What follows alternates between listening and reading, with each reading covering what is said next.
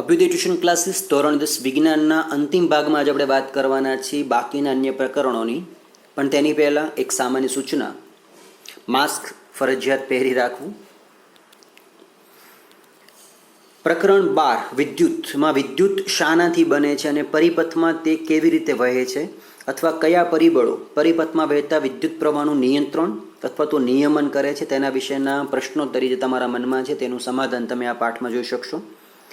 બીજું કે આ પ્રકરણમાં વિદ્યુત પ્રવાહની ઉષ્મીય અસર અને તેની વિદ્યુતમાં ઉપયોગિતાની પણ ચર્ચા કરવામાં આવી છે. તેને સંલગ્ન 13મો પાઠ જે છે તમારો વિદ્યુત પ્રવાહની ચુંબકીય અસરો, એ પણ તમારે કે જેમાં વિદ્યુત પ્રવાહની ચુંબકીય અસરોનો પ્રભાવ જે છે કેવી રીતે છે તેમાં સમજાવવામાં આવ્યું છે. વિદ્યુત પ્રવાહધારિત સુરેખ વાહક તાર, વર્તુળાકાર લૂપ અને સોલેનોઇડની ફરતે રચાતા ચુંબકીય ક્ષેત્રની ભાતની સમજ, ચુંબકીય ક્ષેત્ર રેખાઓની દિશા જાણવા માટે મદદરૂપ નિયમો, વિદ્યુત પ્રવાહધારિત વાહક પર લાગતું બળ, પ્રેરિત વિદ્યુત પ્રવાહ વિશેની સમજ આપવામાં આવી છે. આ પ્રકરણમાં ઇલેક્ટ્રિક મોટર, એસી, ડીસી જનરેટર વગેરેની કાર્ય પદ્ધતિનો ઉપયોગ કરવામાં આવ્યો છે. સૌથી મહત્વનું ઘરેલું વિદ્યુત પરિપથ તેમજ ફ્યુઝ અને અર્થિંગના તાર વિશેનું મહત્વ જે છે તમને તેમાં સમજાવવામાં આવ્યું છે. જ્યારે તમે આ બંને પાઠ શીખી જાણી લેશો તો તમારી પાસે કેટલું નોલેજ ભેગું થયું હશે એ તમે સમજી લો. 12મા પાઠમાં કોઈપણ વાહકમાં ગતિશીલ ઇલેક્ટ્રોનનો પ્રવાહ વિદ્યુત પ્રવાહનું નિર્માણ કરે છે. રૈવાજિક રીતે વિદ્યુત પ્રવાહની દિશા ઇલેક્ટ્રોનની ગતિની વિરુદ્ધ દિશામાં લેવામાં આવે છે. વિદ્યુત પ્રવાહનો એસઆઈ એકમ છે એમ્પિયર. કોઈ વિદ્યુત પરિપથમાં ઇલેક્ટ્રોનને ગતિમાં લાવવા માટે આપણે કોષ કે બેટરીનો ઉપયોગ કરીએ છીએ. તો વિદ્યુત કોષ તેના બે છેડા વચ્ચે વિદ્યુત સ્થિતિમાનનો તફાવત ઉત્પન્ન કરે, જેને આપણે વોલ્ટ કહીએ છીએ. અવરોધ એવો ગુણધર્મ છે કે જે કોઈપણ વાહકમાં ઇલેક્ટ્રોનના પ્રવાહને અવરોધે છે. વિદ્યુત પ્રવાહના મૂલ્ય નિયંત્રિત કરે છે.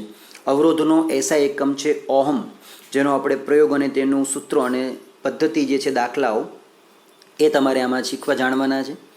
ઓહમનો નિયમ: અવરોધકનું તાપમાન અચળ રહેતું હોય તો કોઈ અવરોધના બે છેડા વચ્ચેનો વિદ્યુત સ્થિતિમાનનો તફાવત તેમાંથી પસાર થતા વિદ્યુત પ્રવાહના સમપ્રમાણમાં હોય છે. વાહકનો અવરોધ તેની લંબાઈના સમપ્રમાણમાં અને આડછેદના ક્ષેત્રફળના વ્યસ્ત પ્રમાણમાં હોય તે વાહકના દ્રવ્યની જાત પર પણ આધાર રાખે છે. શ્રેણીમાં જોડેલ અનેક અવરોધોનો સમતુલ્ય અવરોધ પ્રત્યેક અવરોધોના સરવાળા જેટલો હોય છે. એકબીજા સાથે સમાંતર જોડેલ અનેક અવરોધોનો સમતુલ્ય અવરોધ જે છે R/5, કે જેમાં સૂત્ર તમારી પાસે આવે છે 1/R1, 1/R2 અને 1/R3 અપ ટુ n દ્વારા માપી શકાય. અવરોધના વ્યય થતી વિદ્યુત ઉર્જાને તમે નીચેના સૂત્ર એટલે કે W = V/I/T વડે જાણી શકો છો. પાવરનો એકમ છે વોટ. 1 વોલ્ટ વિદ્યુત સ્થિતિમાનના તફાવત હેઠળ 1 એમ્પિયર વિદ્યુત પ્રવાહ વહે ત્યારે 1 વોટ પાવર વપરાય છે. વિદ્યુત ઉર્જાનો વ્યવહારિક એકમ કિલોવોટ અવર છે. 1 કિલોવોટ અવર બરાબર 3,60,000 જૂલ છે, જેને આપણે 3.6 × 10⁶ જૂલ તરીકે લખી શકીએ, જેનું સાદું નિરૂપણ છે 1 યુનિટ, જે આપણે મીટરમાં વિદ્યુત પ્રવાહના મીટરમાં આપણી પાસે આવે છે. તો સમાંતર અને શ્રેણી જોડાણ તમારે આ બંને ચેપ્ટરમાં અગત્યની માહિતી આવશે. પ્રકરણ 13મું જે છે એના આધારે તમે તમારી પાસે એક તો હોકાયંત્રની સોય, એક નાનું ચુંબક છે, તેનો એક છેડો કે જે ઉત્તર દિશામાં રહેતો હોય અને બીજો છેડો ઉત્તર ધ્રુવ તથા દક્ષિણ ધ્રુવ તરીકે ઓળખાય છે. ચુંબકની આસપાસ ચુંબકીય ક્ષેત્ર અસ્તિત્વ ધરાવે છે, જેમાં ચુંબકના બળને પારખી શકાય. કોઈ ચુંબકીય ક્ષેત્રના નિરૂપણ માટે ક્ષેત્રરેખાનો ઉપયોગ કરવામાં આવે છે. ક્ષેત્રરેખા એ એવા પથ છે કે જેના પર કાલ્પનિક મુક્ત ચુંબક ઉત્તર ધ્રુવ ગતિ કરવાની વર્તણૂક ધરાવે છે. ચુંબકીય ક્ષેત્રના કોઈ બિંદુ પાસે ક્ષેત્રની દિશા તે બિંદુ પાસે રાખેલ ઉત્તર ધ્રુવની ગતિની દિશા દ્વારા દર્શાવી શકાય. જ્યાં ચુંબકીય ક્ષેત્ર વધુ પ્રબળ હોય ત્યાં ક્ષેત્રરેખાઓ એકબીજાથી વધુ નજીક દર્શાવવામાં આવે છે. કોઈ વિદ્યુત પ્રવાહધારિત ધાતુના તાર સાથે એક ચુંબકીય ક્ષેત્ર સંકળાયેલ છે. તારની આસપાસ ક્ષેત્રરેખાઓ અનેક સમકેન્દ્રિત વર્તુળોના સ્વરૂપમાં હોય છે, જેની દિશા જમણા હાથના નિયમથી માપી શકાય. વાહકમાંથી વહેતા વિદ્યુત પ્રવાહને કારણે તેની આસપાસ મળતી ચુંબકીય ક્ષેત્રની ભાત વાહકના આકાર પર આધારિત છે. વિદ્યુત પ્રવાહધારિત સોલેનોઇડનું ચુંબકીય ક્ષેત્ર ગજિયા ચુંબકના ચુંબકીય ક્ષેત્ર જેવું જ હોય છે.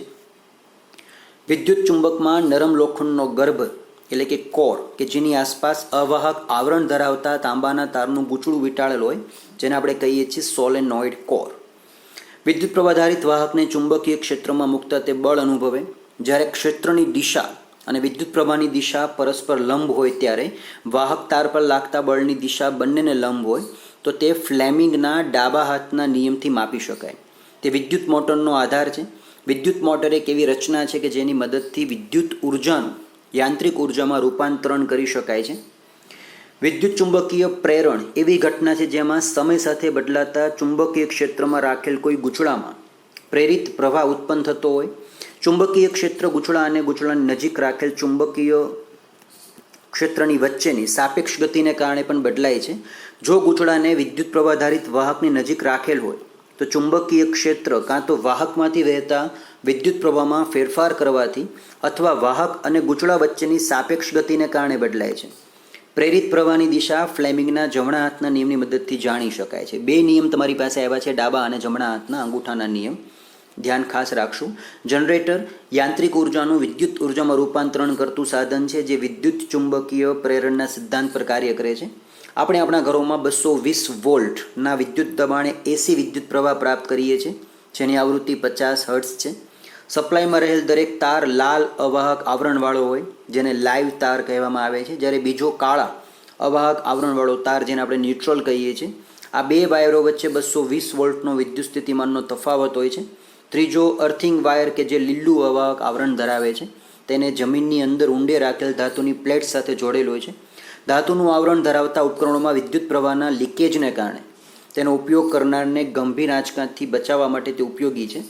શોર્ટ સર્કિટ અથવા તો ઓવરલોડિંગના લીધે નુકસાનથી પરિપથને બચાવવા માટે ફ્યુઝ ઉપયોગી સાધન છે, જેની પણ તમે તેમાં જાણકારી આ પ્રકરણમાં જોઈ શકશો. પ્રકરણ 14 અને 15 જે છે એ ઉર્જાના સ્ત્રોતો અને આપનું પર્યાવરણ, જેમાં ઉર્જાના ઉત્તમ અને વૈકલ્પિક સ્ત્રોતોની જરૂરિયાત, વિવિધ ઉપકરણોની કાર્યપ્રણાલીની સમજ, સૌર ઉર્જા, જળ ઉર્જા, પવન ઉર્જા, ન્યુક્લિયર ઉર્જા, ભૂતાપીય ઉર્જા, સમુદ્ર તાપીય ઉર્જા, જૈવ ઉર્જાના ઉપયોગો વિશે વાત કરવામાં આવી છે. આ પ્રકરણમાં પર્યાવરણ વિષયક પરિણામો અને બિન પ્રણાલીગત ઉર્જા સ્ત્રોતોના મહત્વ વિશે પણ ચર્ચા કરવામાં આવી છે. આમાંના મોટાભાગના ટોપિક તમે ધોરણ 6 અને 7માં અગાઉ શીખી ગયા છો સમાજ વિદ્યા અને વિજ્ઞાન વિષયની અંદર. પછી પ્રકરણ 15 જે છે આપણું પર્યાવરણ, કે જેમાં નિવસન તંત્ર તથા તેના જૈવિક અને અજૈવિક ઘટકોના ખ્યાલની સમજ આપી છે. આહાર શૃંખલા, આહાર જાળ, એક પોષક સ્તરમાંથી બીજા પોષક સ્તર સુધી થતા ઉર્જાના વહનના તંત્રની પણ તેમાં ચર્ચા કરી છે. માનવ પ્રવૃત્તિ દ્વારા થતું પર્યાવરણનું પતન, ઓઝોન સ્તરમાં થતું વિઘટન, કચરાનું પ્રબંધન અને પર્યાવરણીય જાગૃતતા વિશે પણ આ પ્રકરણમાં ચર્ચા કરવામાં આવી છે. પ્રકરણ 15 જે છે ધોરણ 7માં તમારે અગાઉ આવી ગયું છે અહીં સુધીનું, અને બાકીનું તમારી પાસે ધોરણ 8માં તમે જાણકારી લીધી છે. સમગ્ર પ્રકરણના અંતમાં તમે જે શીખશો એ તમારી પાસે માહિતી હશે કે આપણી જીવનશૈલીના સ્તરમાં વધારાની સાથે આપણી ઉર્જાની આવશ્યકતા પણ વધારો થાય છે. આપણી ઉર્જાની આવશ્યકતાઓની પૂર્તિ કરવા માટે આપણે ઉર્જાના ઉપયોગની કાર્યક્ષમતામાં સુધારો કરવાનો પ્રયાસ કરીએ છીએ. સાથે સાથે ઉર્જાના નવા સ્ત્રોત શોધવા તેમજ વાપરવાનો પણ પ્રયત્ન કરીએ છીએ. આપણે ઉર્જાના નવીન સ્ત્રોત તરફ ધ્યાન દેવાની પણ જરૂરિયાત છે, કારણ કે આપણા પરંપરાગત ઉર્જા સ્ત્રોત જેમ કે અશ્મિભૂત બળતણ ટૂંક સમયમાં સમાપ્ત થવાનું સંકટ છે. આપણા ઉર્જાની સ્ત્રોતની પસંદગી, તેની ઉપલબ્ધતામાં સરળતા, ઉર્જા ઉત્પન્ન કરવામાં થતો ખર્ચ, ઉર્જા સ્ત્રોતના ઉપયોગ માટે ઉપલબ્ધ ટેકનોલોજીની કાર્યક્ષમતા, તે સ્ત્રોતના ઉપયોગથી પર્યાવરણ પર થતી અસર જેવા પરિબળો પર આધારિત છે. આપણા મોટાભાગના ઉર્જા સ્ત્રોત અંતે તો સૂર્યમાંથી જ પ્રાપ્ત ઉર્જા પ્રાપ્ત કરે છે. તો આ એક ટોપિક તમારી પાસે જે છે, જે તમારી પાસે એક વધારાનો રહેશે, જેનું સાદું નામ છે જૈવ ભાર. એની પણ તમે તેમાં માહિતી કે જાણકારી પ્રાપ્ત કરવાના છો. બીજું, પ્રકરણ 15ની અંદર નિવસન તંત્રના વિવિધ ઘટકો આંતરક્રિયા કરે છે. ઉત્પાદકો સૂર્યમાંથી પ્રાપ્ત ઉર્જાને નિવસન તંત્રના અન્ય સભ્યોને પ્રાપ્ત કરાવે છે. જ્યારે આપણે એક પોષક સ્તરમાંથી બીજા પોષક સ્તર પર જઈએ ત્યારે ઉર્જાનો ઘટાડો કે વ્યય થાય છે, જેને આપણે આહાર શૃંખલામાં પોષક સ્તરને સીમિત કરી દે છે. માનવની પ્રવૃત્તિઓની અસર જે જોવા મળે છે આસપાસના પર્યાવરણ પર, એની પણ ચર્ચા. CFCs એટલે ક્લોરોફ્લોરોકાર્બન્સ જેવા રસાયણો દ્વારા ઓઝોનના સ્તરને નુકસાન પહોંચાડવામાં આવે છે. આ ઓઝોન સ્તર સૂર્ય તરફથી આવનારા પારજાંબલી અલ્ટ્રાવાયોલેટ વિકિરણોથી સજીવોને રક્ષણ આપતું આવરણ છે. તેથી તેની ક્ષતિથી પર્યાવરણને નુકસાન પહોંચી શકે છે. આપણા દ્વારા ઉત્પાદિત કચરો જૈવ વિઘટનીય અથવા જૈવ અવિઘટનીય હોઈ શકે. આપણા દ્વારા ઉત્પાદિત કચરાનો નિકાલ એક ગંભીર પર્યાવરણીય સમસ્યા છે, જેની પણ તમે આ સમગ્ર ચેપ્ટરમાં ચર્ચા કરશો. 5R જે છે એ પણ તમારામાં શીખવા જાણવાના આવશે. પ્રકરણ 16 જે છે નૈસર્ગિક સ્ત્રોતોનું ટકાઉ પ્રબંધન, કે જેની અંદર ગંગા નદીમાં થયેલા અભૂતપૂર્વ પ્રદૂષણની ચર્ચા કરી છે. કાબૂમાં રાખવા માટેના ગંગામાં કોલિફોર્મની સંખ્યા દર્શાવતી આલેખીય રજૂઆત. કોલિફોર્મ જે આપણા આંતરડામાં જોવા મળતી પ્રકારનો જીવાણુ છે, જે અનેક રોગોનું કારક હોઈ શકે છે. પર્યાવરણના પ્રબંધન માટે 5R જેની આપણે વાત કરી પ્રકરણ 15માં, એ તમારી પાસે રિડ્યુસ, રિસાયકલ, રીયુઝ, રિફ્યુઝ અને રીપર્પસનું વર્ણન પણ તેમાં કરવામાં આવ્યું છે. જુદા જુદા સ્ત્રોતો જેવા કે વન્યજીવો, પાણી, કોલસો, પેટ્રોલિયમ અંગે પણ ચર્ચા કરવામાં આવી છે. વાસ્તવિક જીવનની કેટલીક રસપ્રદ ઘટનાઓ કે જેમાં કેવી રીતે સામાન્ય વ્યક્તિઓએ પર્યાવરણીય પતનની વિરુદ્ધમાં લડત આપી તેનું પણ વર્ણન છે, જેમ કે ચિપકો આંદોલન, એ પણ તમારામાં આવશે. તો પ્રકરણ 15 જે છે એ શીખો તેની પહેલાં પ્રકરણ 16 જે છે ખાસ કરી નાખવાનું છે. ખાસ યાદ રાખશું કે વિજ્ઞાનની અંદર પ્રકરણ 8 ભણો, 8 વાંચો તેની પહેલાં 9મું વાંચવાનું છે. પ્રકરણ 12મું તૈયાર કરો તેની પહેલાં 13મું તૈયાર કરવાનું છે, અને પછી તમારે પ્રકરણ 12 અથવા પ્રકરણ 8 ઉપર જવાનું. એવી રીતે પ્રકરણ 15 જો તમે તૈયાર કરતા હો તો પહેલાં પ્રકરણ 16 તમારે તૈયાર કરી દેવાનું છે, અને 16 તમારું તૈયાર થાય પછી તમે પ્રકરણ 15 વાંચશો તો કોઈ વિગત તમને નવી નથી લાગવાની. સમગ્ર પ્રકરણમાં તમે સ્ત્રોતો જેવા કે જંગલો, વન્યજીવો, કોલસો અને પેટ્રોલિયમનો ઉપયોગ સંપોષિત રૂપેથી કરવાની જરૂરિયાત છે તેના ઉપર ભાર મૂકવામાં આવ્યો છે. ના પાડવું, હેતુફેર, ઓછો ઉપયોગ, પુનઃ ઉપયોગ તેમજ પુનઃ ચક્રીકરણની 5Rની નીતિઓ જે છે એ અપનાવી તમે આસપાસના પર્યાવરણ પર પડનારા દબાણને ઓછું કરી શકો છો. વન સંપદાનું વ્યવસ્થાપન બધા પક્ષોના હિતોને ધ્યાનમાં રાખીને કરવું જોઈએ. જળ સ્ત્રોતોનો સંગ્રહ હેતુથી બંધ બનાવવામાં સામાજિક, આર્થિક તેમજ પર્યાવરણીય સમસ્યાઓ ઊભી થાય છે, તો એની પણ એમાં તમને વાત કરેલી છે કે બંધ બાંધવાથી આસપાસ શું નુકસાન છે.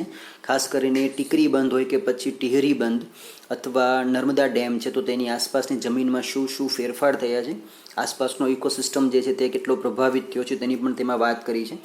મોટા બંધનો વિકલ્પ ઉપલબ્ધ છે. આ સ્થાન કે વિસ્તારની વિશિષ્ટ હોય છે. વિકાસ પણ કરી શકાય જેથી સ્થાનીય લોકોને તે વિસ્તારમાં સ્ત્રોતોનું નિયંત્રણ કરવાની જવાબદારી આપી શકાય. અશ્મિ ઇંધણ બળતણ જેવા કોલસો, પેટ્રોલિયમ છેવટે તો સમાપ્ત થઈ જ જવાના છે. તેની માત્રા સીમિત છે અને તેઓના દહનથી પર્યાવરણ પ્રદૂષિત થાય છે. તો આપણે આ સ્ત્રોતોનો વિવેકપૂર્ણ ઉપયોગ કરી શકાય, કેવી રીતે કરી શકાય તેની તમને તેમાં ચર્ચા કરી છે. સમગ્ર વિડીયો જે છે એકવાર ફરીથી રિવાઇઝ કરી લઈશું અને દરેક અગત્યના ટોપિક્સ જે તમારી જાણકારીમાં છે એ પાઠ્યપુસ્તકમાં નોટ ડાઉન કરી લઈશું.